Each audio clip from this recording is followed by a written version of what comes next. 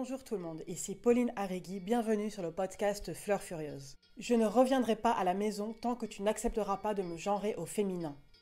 Voilà ce que disait le SMS qu'a reçu Catherine de la part de son fils mineur.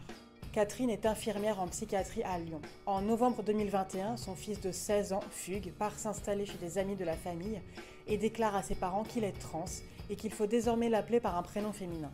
C'est la condition à laquelle il accepterait de rentrer au domicile familial. Catherine a fait appel aux services sociaux, mais vous verrez que leur réaction n'a pas été celle qu'elle attendait. Début 2021, elle a rejoint le collectif Hypomony, Y-P-O-M-O-N-I. Hypomony signifie patience en grec. Le collectif rassemble des parents qui veulent simplement que la transition de leur enfant, si elle doit avoir lieu, ne se fasse pas dans la précipitation.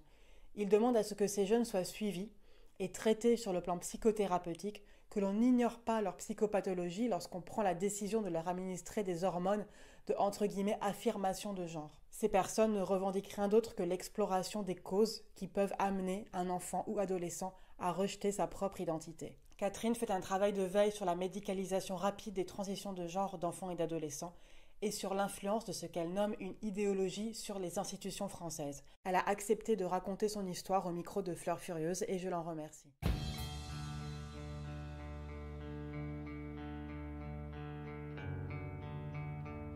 Mon fils avait 16 ans, pas tout à fait 17 ans, quand il m'a annoncé, après avoir fugué, qu'il était trans. Il me l'a annoncé par un SMS où il me disait alors on va pas se mentir, je suis trans, je reviendrai quand tu l'auras accepté, que tu m'appelleras par mon nouveau prénom et que tu me genreras au féminin. Point. Voilà, le SMS assassin. Aucun signe avant-coureur. 1 an et demi ou 1 an avant, je me souviens plus, il m'avait dit qu'il était homosexuel. Il avait commencé à être très très coléreux, mal dans sa peau.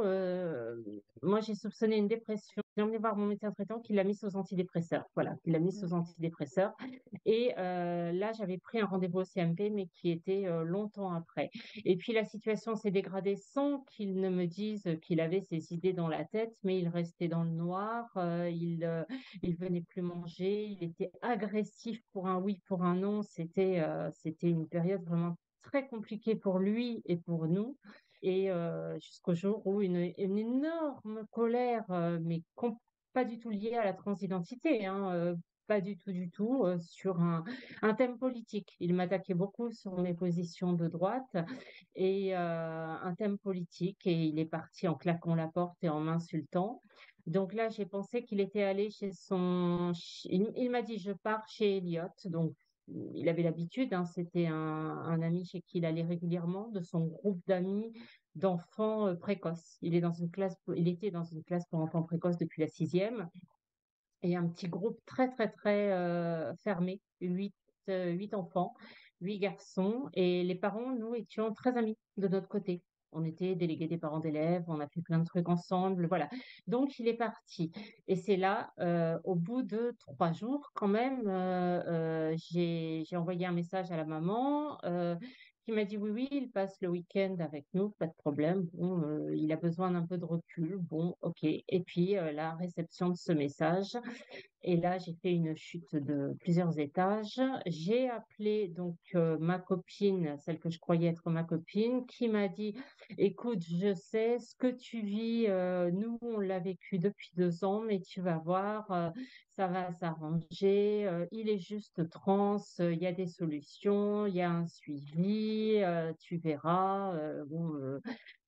Bah, j'étais sidérée. J'étais sidérée, j'ai pas cherché plus loin. Sur le moment, j'ai pleuré, j'étais mal et j'ai cherché sur les réseaux sociaux. Je suis très Facebook, donc j'ai cherché sur les réseaux sociaux. Je suis tombée sur des groupes d'entraide de parents.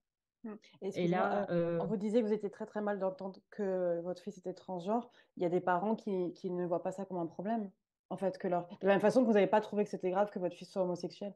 Donc, quelle différence vous ah avez bah, vue? qu'il soit homosexuel, ça n'implique pas de traitement, ça n'implique pas de future chirurgie, ça n'implique pas, ça n'en fait pas un patient à vie.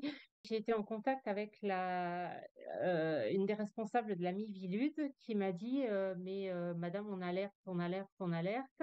Et vous savez, on se retrouve devant des associations trans qui sont extrêmement soutenues au niveau politique.